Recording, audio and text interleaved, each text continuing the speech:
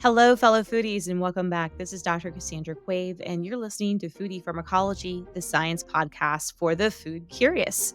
Today on the show, we're going to take a journey over to the Pacific and learn a bit more about traditional Pacific food systems. And I have the perfect guest for this. Our guest is Chef Robert Oliver. Robert is a chef, author, and TV host from New Zealand. He has started restaurants in New York, Miami, Las Vegas, and Sydney, as well as farm to table resorts in the Caribbean. Robert's the chef ambassador for Le Cordon Bleu, New Zealand, and has authored two popular culinary books, Mea Kai, The Food and Flavors of the South Pacific, and Mea Samoa. Mea Kai stunned the food world by winning the best cookbook in the world at the Gourmand Awards in Paris. In 2017, Robert was honored with the Kia World Class New Zealander Award, and in 2022 was awarded the New Zealand Order of Merit in recognition for his services to the food industry and Pacific communities. He is the executive director and founder of Pacific Island Food Revolution, a TV media led movement across the South Pacific designed to return the region to traditional cuisine to curb the Pacific's non communicable diabetes and lifestyle disease crisis. Pacific Island Food Revolution television plays across the Pacific in New Zealand, Australia, Asia, the UK, and the USA, and internationally via Parade Media. Robert, it's so great to have you on the show. Thank Thanks so you. much for coming. Great to see you. Yeah. So, why don't we start with just a little bit more information around what this Pacific Island Food Revolution is? What's the mission and vision of Sure. this initiative? So it's called a revolution because it's led by people. And it came about, I grew up in Fiji and we lived in Samoa for many years. So I've had a very Pacific life. But I lived in New York for a long time and I realized that Pacific cuisine was not represented, that and I say Pacific cuisine, but actually every island, Fiji, Samoa, Vanuatu, Tonga, Solomon Islands, etc., they've got their own cuisine systems. They were not Mm, represented. They were not well known outside of the region. They certainly weren't documented in the literature. And I'd been working in New York with a group of notables like Bill Nyman and Mary Cleaver, who were really the founding members of the kind of local ball movement. And I really began to understand the wider implications of a food system. What is a localized food system? And this was back in the early 2000s. And I really began to, I guess I reflected on what the role that cuisine plays in economy and climate change and health and well-being, et cetera, and recognized that the Pacific and the Pacific Islands, they import most of their food for tourism. And I mm, was like, wow, local food is amazing. The local food that I knew and grew up on is amazing. Why is it not on the menus? And if it was on the menus, the food imports for tourism would go right down, and that would just really transform the countries economically because tourism is a big deal there. So that mm. was how the idea of the first cookbook came along and the second cookbook. They were really focused on getting the cuisine packaged up, understood, create excitement about them, and then hopefully get them on the tourism menus. But what I learned, I guess in 2014 or 15, I started hearing about the health numbers. Mm. Pacific has the 10 most obese countries in the world. The diabetes numbers are insane. All lifestyle diseases are out of control. And it wasn't like that when I grew up there. So what happened? What happened was people changed the way they eat. And around this time, I was appearing as a judge on one of those big, crazy, mega international reality cooking shows. And I'd always been Mhm. really cynical about that format because I don't really watch reality TV myself. So I'd always thought it was like trashy. And then I was on it and I was like, wow, Then everyone's you're a judge. watching. Yeah. And everyone's watching. And I was like, this is what I'm going to do. Because I Mhm. recognized that people in the Pacific had gone from eating their own cultural food, which is beautiful and healthy and multidimensional and exquisite in every way. They'd gone to eating processed food. And so that had largely happened because of the heavy marketing of processed and fast food. It's happened everywhere, but in the Pacific, it's Yes. insane, right? It's insane there. And we're very vulnerable to uh, messages from the international arena being picked up by us. It's like something we've always done. And I was like, I've got to revive the traditional foods and the traditional food system. And what better way to do it than with trashy TV? That's fantastic. So that's how Pacific Island Food Revolution was born, really. But it was designed to be not just a TV show, that there was a huge social media infrastructure. And Mhm. we had really amazing support from the New Zealand and Australian governments who understood it. And it's just grown and it's just become this thing that I am trying to keep up with. It's amazing. Yeah. When I think about some of the challenges, especially that island nations face, what you're describing in the Pacific is something we also see in the Caribbean. And you can look at island Absolutely. nations like Barbados, same Where I issue. lived. A lot of Yeah. imports, a lot of tourism, and yet the local population is really suffering because they're really importing a lot of these heavily processed foods that's leading to these chronic morbidities associated to diet. Yeah. So maybe you can provide some perspective. I think many in the audience know what this highly processed diet might look like. It's rich in fats, sugar, salts, packaged kind of foods. But what did the traditional Fijian diet look like when Oh you my were growing God. up as a kid? I get hungry What was talking that? about it Oh, I know. because it's such beautiful food. So a lot of coconut Mhm. rules, right? The coconut heart, coconut milk, coconut, fermented coconut, juice coconut, right? Nice. But that's like the underpinning of the whole cuisine system. Apart from that, lots of vegetables. The area is volcanic, largely volcanic, amazing soil. Nature is just throwing incredible food at you. A lot of seaweeds, it's Ah, Pacific Ocean. So of course, fish is a really yeah. big deal. And then everything you imagine about the Pacific, which is the mangoes, the pineapples, all that. So it's a very like nutritious foundation for life. And the cultural cuisine is built upon these incredible ingredients. So there's things that, like, we have in Fiji, we have otter, which is a river fern or a fern, a wild fern, and it's beautiful. There's a common kind of dressing called miti, which is fresh coconut cream. It's always fresh coconut cream, by the way. It's not from a can. Oh, yes. Oh, of Okay. course, you have the trees everywhere. Yeah, Yeah. yeah, and it's flavored with onion and chili, and then it's salt, and you dress the otter, and you dress many things with that. But those things you don't particularly get them out of the Pacific, and they're worth going there for. And then the seaweeds, I love all the seaweeds, and we have a lot of raw fish, so it's a really generous and unique and exquisite cuisine. And I Yeah. felt that when we did the first cookbook, which was just dancing on the top of the story, which was Fiji, Samoa, Vanuatu, Tonga, the Cook Islands, and Tahiti. It was like when the book came out, because it was like people were like, wow, we really are amazing. And that was like terrific energy to work on for a development space. Yes. And when we talk about food systems, and we're often drawn into that conversation, which is often dominated by large agencies, where there's a Mhm. systems approach, but it's quite common for the social aspect to be not put front and center. Like, actually, it's real change happens through people. So it's social. And if you can get people to buy into this concept and be consciously eating from their own food system, that's when everything transforms. Policies and projects and kind of strategies create the environment, but people do the work. So that's That's at the heart of incredible. Pacific Island Food Revolution, is that we've got all these people watching TV. There's all these people in the TV, and they're making a change, and people come along. People come along on the journey with us. Yeah. So it's all about recapturing that traditional knowledge and traditional cuisine. Who are the holders of Uh, the knowledge today? it, Are they only the elders or are young people really actively relearning these things? Interestingly, I would have said only the elders 5 years ago, but there's such an interest from youth in the Pacific in this. And I would say it's partly because of the Pacific Island Food Revolution, but it just seems to have happened anyway.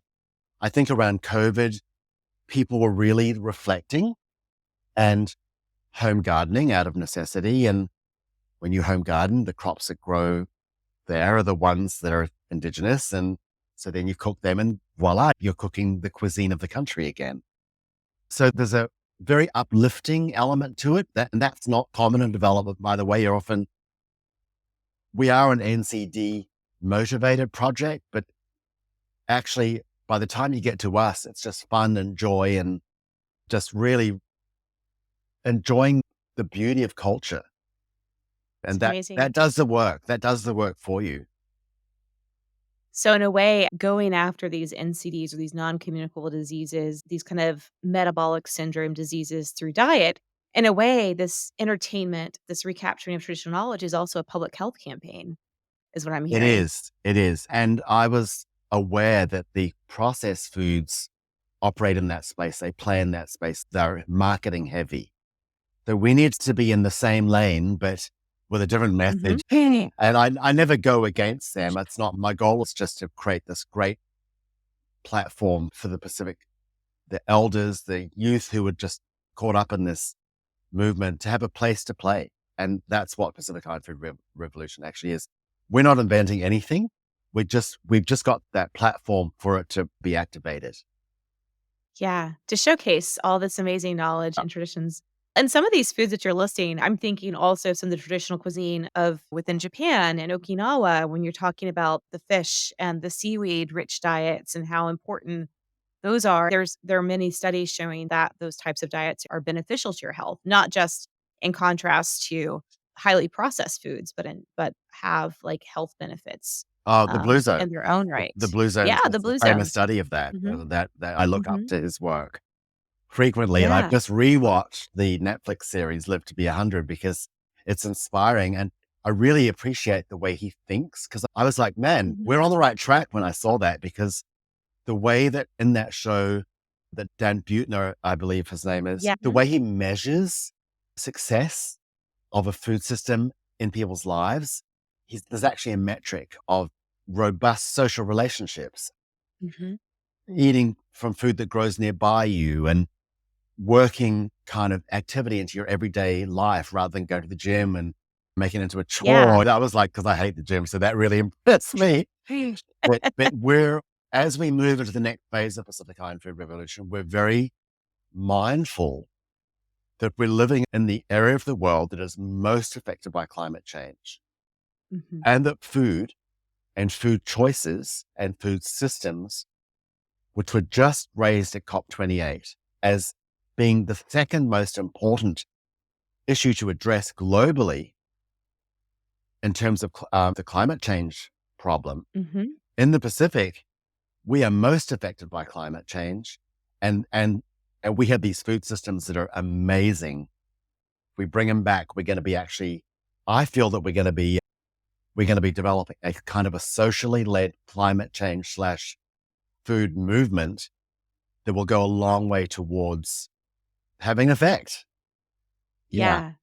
And there's a big nexus Amazing. between climate change and nutrition and bad health. So it's the same food that's good for us is good for the planet. It comes down to that. And the indigenous farming systems in the Pacific, which is how all the old crops were grown. And the fact that if you're in a country like Fiji or Samoa and you eat a local dish and your choice is for that, rather than something that relies heavily on imports or factory made food with all the emissions associated with that, then it's also imported.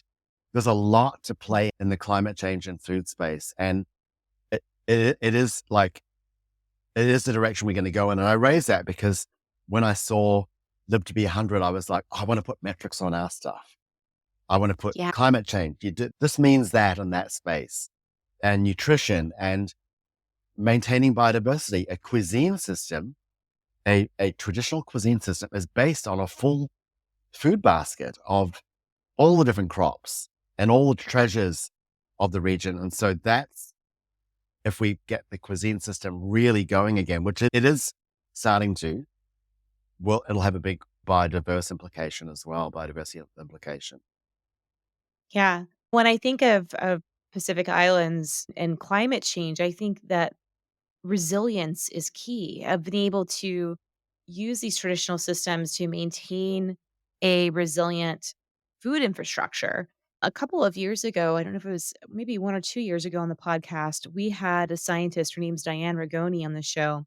And Diane has done incredible work on a crop called breadfruit. Oh, And she's worked with that's breadfruit that's from across our the part of the Pacific world. Islands. Yes. And one of the things that impressed me so much was she told us about how, as a means of protecting against famine, that sometimes they will bury the breadfruit to ferment in the ground in case a big storm comes through and just wipes out your crops. You have this reserve. Have you encountered that Yes, of in course. your But in travels? Yeah, I just tell us haven't a in little my bit life, more not just about my that. travels. Yeah, I just haven't yeah. heard anyone from outside of the Pacific ever know that.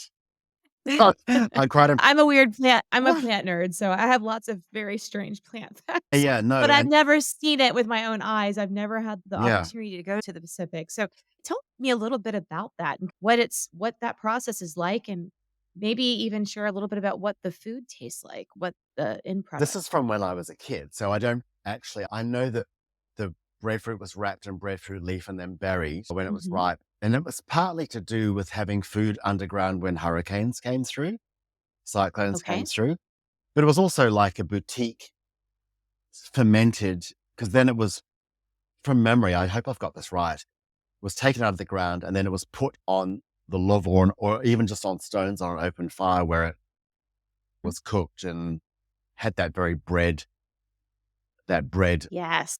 aspect to it. And and I don't know much about this, and I'm keen to explore this personally. There's a kind of a suite of survival food methods and foods, and they are part of the original Pacific kind of system because they were often foods that were used for voyaging. So that's how the Pacific was That's populated. right. The voyagers, Yeah. yes, that spread these with their canoe travels. And there was Yeah. and the idea of on these long voyages having foods that kept Mhm. were available to eat during these long voyages. So I don't know much about it, but I know there's people in the Cook Islands who know a lot about it. Yes. Yeah. That's exciting. Mm. Cool. Yeah, there's it's just a great example of how you have this historically, like, resilient system because they had to be resilient, like, they had to be prepared for these Mm. storms. I just love learning about those types of food processes, and you also mentioned another fermentation process of you mentioned fermented coconut. Mm. I don't believe I've ever had that before. I'm Wow. sure many of our listeners have not. We No. get our coconut out of the can, unfortunately. I Yeah. so what is that like, It's how does not coconut cream, it's grated coconut and okay. fresh grated coconut, and then it's fermented in seawater. I've never made it. I always buy it in the market in Suva on Saturday mornings, so Suva, Fiji. Oh, so So, they sell it at, like, oh the yeah, open market. yeah, yeah, Oh, wow. and Mhm. it's almost got like kind of a blue cheese Ah, aftertaste to it. It's quite intense, but and it's yeah, I've seen it in Vanuatu, Fiji. I can't think where else I've seen it, but fermented foods are popular everywhere. But it's really good on Supermarket, which is Suva's the capital of Fiji, and it's mhm. quite large for a Pacific city. It's about 280,000 people or so. And they have this open air community market. It's been going forever, like well over 100 years. In fact, I remember going to it often. I remember the very first time I went to it as a kid and just being like, wow, this is my life. Because That's awesome. it's the laughter and the gossip and the food and the exuberance of it all it's really amazing. Saturday's a big day to go. And my friend Sangeeta Maharaj, she's got this amazing restaurant in Suva called Eden. I go with her often because she's sassy and she's got her vendors but I love it. yeah, you go down on Saturday morning and all the villagers from outside of Suva come in with their stuff to Mhm. sell. So it's the day of the week to go there. It's such a great foodie experience. But S you always get kora, which is the fermented coconut then. And it's often, you can buy it just by itself and you can take it home and mix it with raw fish or whatever. We had contestants in the show in season 2 make a broth out of it. And it was Mm, really incredible because it's full of umami and it's full of probiotics. So it's got this rich, yeah. amazing flavor. But typically, you buy a plate of what is called nama, which is a sea grape, a seaweed, and you Oh, get it in it's on a leaf, and it's got a little package of kora, the fermented coconut, and a chili and a lime, and you buy the whole thing. And then you mix it up. And of course, the seaweed is super fresh, and something about seaweed and fermented flavors is just incredible together. It's a good. very specific Pacific palate thing, that along with smoke, because so much of the traditional cooking was done in the lovo or the umu, which is the earth oven type thing. And so everything's a bit smoky. So those are the three Smoky. flavors that Nice. I most associate to Pacific food: is smoke, coconut, and then the fermented and the seaweed flavor together. Yeah. Nice. Yeah. Wow. See how excited Okay. I got just Yes. then? I'm It's not- excited. I'm like, oh Like- my gosh, I think I need to maybe squeeze in an extra trip this yeah. I think it's great though. Again, you're bringing up these really this is a fast kind of market stall food, right? But it's Mm, not this deep fried, heavily processed thing. It's just sounds wonderful and fresh and yeah. full of probiotics. Fantastic. Yeah, I wish we had more options like that in the US to drive through Yeah, fermented exactly. coconut with Yeah. the lime. Yeah. That's great. No, I've often Um, wondered what a Pacific restaurant would look like in the US, or an eatery. I'm yeah. sure there are some that I'm not aware of. I don't know of any, but there's always a bit of interpretation for a new market. But to keep that Mhm. authenticity would just be amazing. It would be. And Yeah. the freshness, I Yeah. think, would be key. You've talked a lot about some of the different options. Are there other things around food and biodiversity that you'd like to highlight in the Mm. region? Just what I mentioned before is that cuisine, which is the cultural system of food, that's the holder of biodiversity. That's the consumption of biodiversity, which is the market and the need to conserve. Because that's if you get influence or get people eating these local recipes, then there's a need for that crop that is used in the Mhm. recipe. So it's not an approach that's taken generally to biodiversity. And I just think it'd be good to combine what we do, which is bringing people into the space, along with some of the scientific and agricultural initiatives. I think that would be a good way to work. But there are lots of things that I don't even know where to begin with that, because there are so many things that are quite specific to the Pacific. I think that the question of biodiversity is raised around the pressure on Pacific farmers traditionally to monocrop. And it was Mm. because it was a big focus on exporting, almost above, almost like more pressure on exporting than supplying the local market. And Hmm. so there were some, for example, taro, there are many varieties, but there are only a few that are hardy and last long enough to export. And so so there was a lot of work put into promoting the development of them. And in the process, some of the other varietals fell by the wayside, and some have even been lost.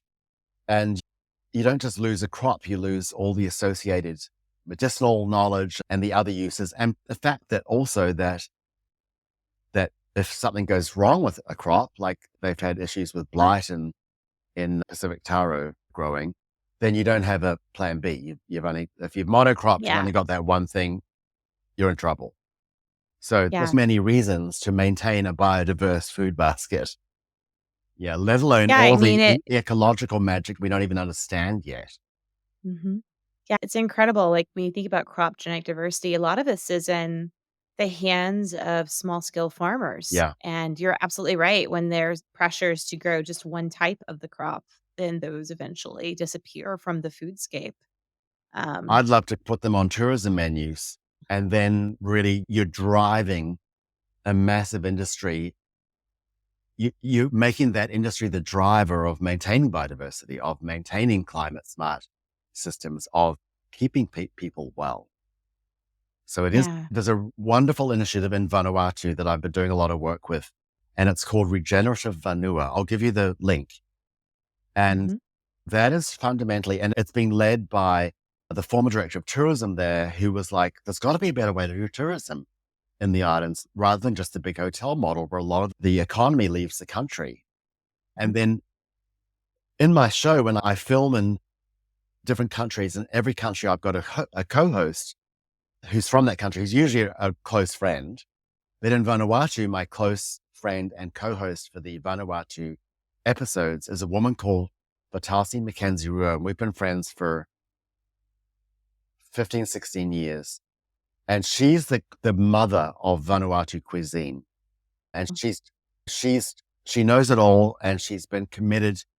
She was a nutritionist who realized that her own cuisine was actually the most nutritious for her own country. So she hosts the show with me. And also she is leading Regenerative Vanua, which is the fostering of a community-led tourism model where the communities create their own tourism activity, often around food. And if people really want to experience the culture, they can go into the community. It's like farm-based tourism in a way, but it just means rural tourism, not away from the hotels. And they can have this food experience, be it cooking or be it eating or be it just understanding all the connections to that and having that really intimate cultural exchange that we often crave as tourists, but it's often a bit out of reach. It's a bit of a secret. And so Regenerative Vanua is bringing that to life in Vanuatu. So I saw there was a big article in The Guardian a couple of days ago that they were mentioned in. So I'm really excited to be working in that space with them. And that to me is the future of tourism in the Pacific. That's exciting. As for maybe this goes back to your model of through television is really educating tourists too. I've never understood why you would want to go to another country, another culture, and then continue to eat the same food you have in your homeland. Like, I want to taste everything that's Yeah. local. That's part of the experience. Well, I think, and that people like you, that market's growing as awareness good. and many people travel for food, and everyone who travels has to eat. They have to eat every day. So that's the opportunity is to channel that market through a meaningful mechanism that enriches local communities, makes local communities aware of how appreciated their food system and their food culture is. And it's a patient. And so Pacific Island Food Revolution is partnering with Regenerative Vanua to do exactly that. And that's one of the great opportunities that are emerging for Pacific Island Food Revolution. We're primarily known as a TV show, but there's a lot behind the scenes that's going on. And for the next phase of what we're working with the University of the South Pacific and Fiji National University to create a student food movement. There's so many students are watching the show and they're plugged into the spirit and the message. And I did a public talk at the university a while ago, and this huge crowd turned up, and the question and answer session was just intense, went on for a couple of hours. And I was like, these guys they really get it and they love it. And so we're looking at forming a student-led food movement, starting off in Fiji, with them documenting their food culture and them forming a social media infrastructure to get this kind of energy behind it. But I'm excited about that because that means I'm facilitating something that young people will carry forward. And then we've also had come out of Pacific Island Food Revolution, a local revolution in Vanuatu where two of our contestants who became famous, of course, locally because they're on the show, their community said to them, well, we want to be part of that too. And they'd seen it on the show. And so they came to us and said, we want to form a community kind of food revolution, which is like a roadshow cooking. And it's just a spectacle that goes into the villages. And it's called Sanma, SANMA Food Revolution. And we worked with the Asia Foundation, which is based out of the US, but their Pacific office really understood this. And they were able to help us to design Sanma Food Revolution's governance systems and help them understand how to receive funds and do the reporting and all that kind of stuff. But they've done, I think, 50 interventions, spectacles across Vanuatu, and they've just been asked to go national.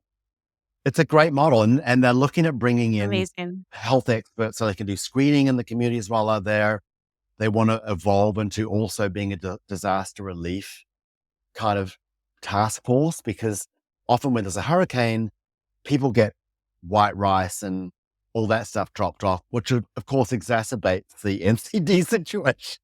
Yeah, So, Sunma Food Revolution, it's led by Dr. Basil Leodoro and Chef Primrose Siri in Vanuatu. And they're on social media, on Facebook and Instagram as Sanma, Sanma Food Revolution. They're extraordinary. So we want to grow with them because that's my goal is do the media because the media gets the community excited. And then excited. we Yes. plug in the grassroots leaders and people come to us with their ideas. I don't even have to create the stuff. So it really is a revolution. That's incredible. Yeah. I love that community impact and the enthusiasm. That's exactly what you wanna see, what you wanna foster, and I know also that you've recently become a food ambassador for the Periodic Table of Food Mm, initiative mm. that kind of ties in this connection also between nutrition and food composition and Absolutely. culture.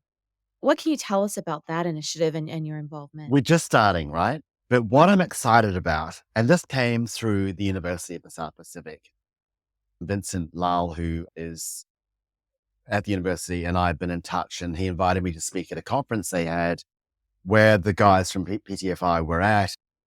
And I was like, I've always been wanting to find nutrition partners and people who can validate what we do and also put that know-how, that scientific know-how into what we do creatively and culturally. So we're just starting, but I can see that there's going to be magic in the relationship there.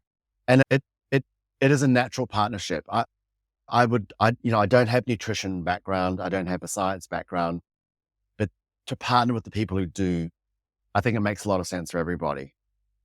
That's great, and I'm wondering when especially after hearing about all that you're doing, not just on the national level, but also with local communities, do you envision a way to help translate some of this scientific knowledge on nutrition of local cuisine to communities? Do you think there's a pathway forward for that together?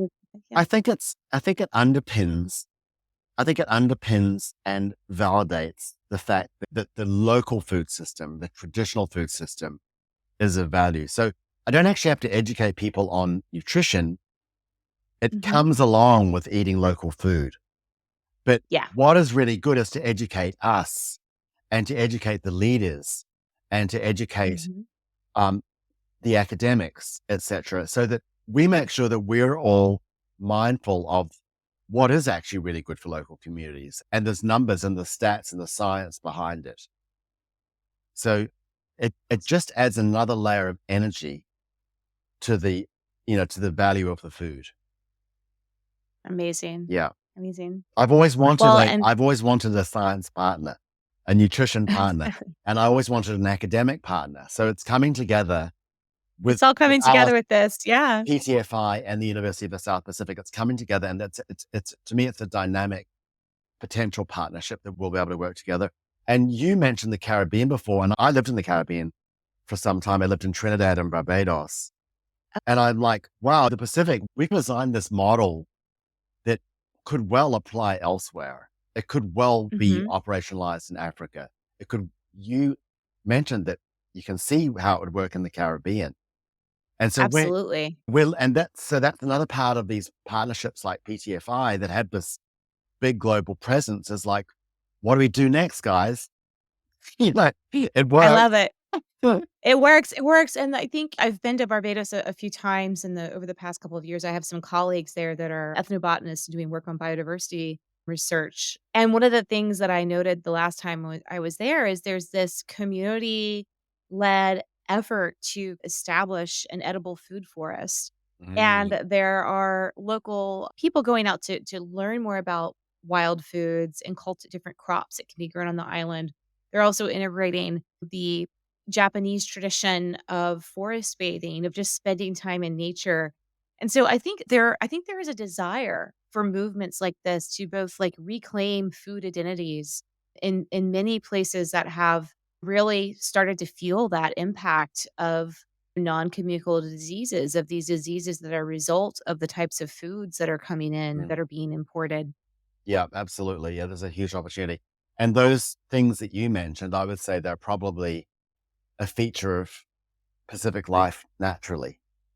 It's just Mhm. they get left Yes. behind as regions globalize, but they are Yes. my inspiration in my life is a woman called Mrs. Suliana Siwatimba, who I've known for almost as long as I can remember. And she's a property up the back of Suva, Fiji, where she's been collecting almost like disappearing varietals, aerial Oh, yams and all the different types of taro. And nice. Mhm. there's a way that she is. It's not just what she does. There's a reverence. And it's not like this kind of holy moly sacred out of reach thing. It's just this reverence for the processes of life and the observance and gratitude towards nature that I always Mhm. say that someone said to me once, "What did she teach you? What does she teach you?" And I said, "She teaches me about the spiritual majesty of nature." Wow. Yeah. That's a beautiful And that's that's a a lot. beautiful way to explain it. That's a That's a lot. lot. That is a lot. Yeah. Yeah. No, but those are the teachers I think more of us need in our lives Mm. because I had a teacher like that in the Amazon when I did my early studies in ethnobotany, and it his lessons, that reverence for nature, that respect Mm. for understanding the interconnectivity between us as human creatures and all the other forest creatures, that really it made a mark on me that influences me to this day. It helps me look at the world in a different way, and I wish more people could have that opportunity to learn how to look at the world through those Well, lenses, that's why David you know? Attenborough does what he does. Oh, yes, I mean, yes, the and he's more such you a can, great example. yeah, the Mhm. more you can connect people to nature, the better off we'll be as a planet. And Yeah. I looked at some of the panels. Yeah. Yeah, to be able to live in a sustainable fashion within your environment and to have access to good and nutritious food that's culturally appropriate. It's food sovereignty, it's health sovereignty. It's incredible. We're almost out of time, so I wanna make sure we take a moment. Yeah, I know. I could talk for hours with you. It's next time we meet, I think we have to do it at that incredible market with some plates, some leaves full of food in our hands. So tell us, remind the audience, where can they go online to find out more about this food revolution program? Sure. So the best place is to go to our YouTube page, Pacific Island Food Revolution on YouTube. And we don't have the show on there, but we've got lots of clips from the show. We've got interviews that I do, like you're doing with me, with some amazing people from the Pacific, and just bits and pieces. There's lots of good video content in there. Our Instagram is good. It's Pacific Island Food Revolution also, and also the Facebook page. But there's also a website called pacificislandfoodrevolution.com, which has got a lot of our recipes on there from the Oh, show. So that's a treat. And then there's kind of results. What's been great for us is that we found that it works. The model works. The New Zealand and Australian government invested a lot into this experiment. And then we invested a lot into checking that it actually worked. And the impact assessment report from after year 2 was eye-wateringly good. amazing. We found that in most countries, like in Samoa, for example, I think it was 84% of Samoans were watching the show, Wow. um, or plugging into social media, which was all. And of those numbers, around 42% were saying that they had made a change in their diet. So it's early days, but the numbers are so big. If we can keep going and take that magic and really keep going with it, I think that we'll see a transformed health situation in the Pacific, let alone all the other implications of it. But yeah, Incredible. so the kind of snapshot, the highlights from the very long monitoring evaluation report, but the snapshot is on the website. It's under a tab called Impact Assessment Report. Yeah. Amazing. Oh, and I would feel really bad if I didn't ask this last question. And it is, can you share with us a recipe that while we don't have fresh coconuts here, are there any recipes that you think that we could try to go for? And maybe 78% of the podcast audience is from the US. We've got but we have lots of other countries globally distributed. So this is a really hard challenge. No, I'll do the obvious and the easy that does Okay. work anywhere, which Okay. is we do a lot of raw fish because Mhm. the oceans are so clean. and the fish Yeah. is so good, and it's always been the main protein of the diet. Hmm. And I think the region's well known for raw fish. I think the Pacific, along with Japan, are the places that are best known. So there's a raw fish recipe everywhere, and many places have many. Tahiti has many raw fish recipes, Okay. but I'll give you the Fijian one that I like to make at home, and it's called kokonda, Kokoda.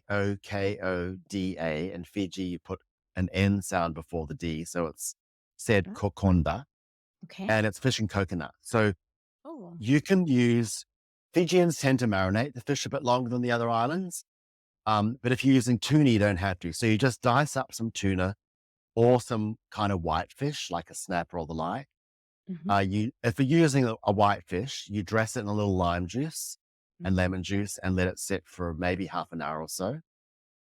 You drain a lot of the lemon juice off. If you're using tuna, just quickly dress some lemon juice before you move to the next step. The next step is adding miti, and miti is coconut cream, chopped chili, Oh. chopped onion. I like using scallion. Hmm. Um, and you could put cucumber. In fact, in Niue, they use a lot of the one I had there. They used a lot of cucumber. And I was like, why have they done that so much? Then I tasted the cucumber, and it was just so. I don't know what the variety was. It was incredible. Wow. They use wahoo when I had it in Niue, which is a little Pacific country with only 1,000 people living there. Mm. Um, and then so you've got your fish and you've got your coconut and your chili, chopped tomato, chopped onions, chopped scallions or onions, and you can put some coriander, chopped cilantro if you want, Hmm. salt and pepper if you want. Make sure you use sea salt, of course, because it is a sea recipe, and that's it. Amazing. And you just mix that all together. That sounds so tasty. It's so good. So it's on Okay.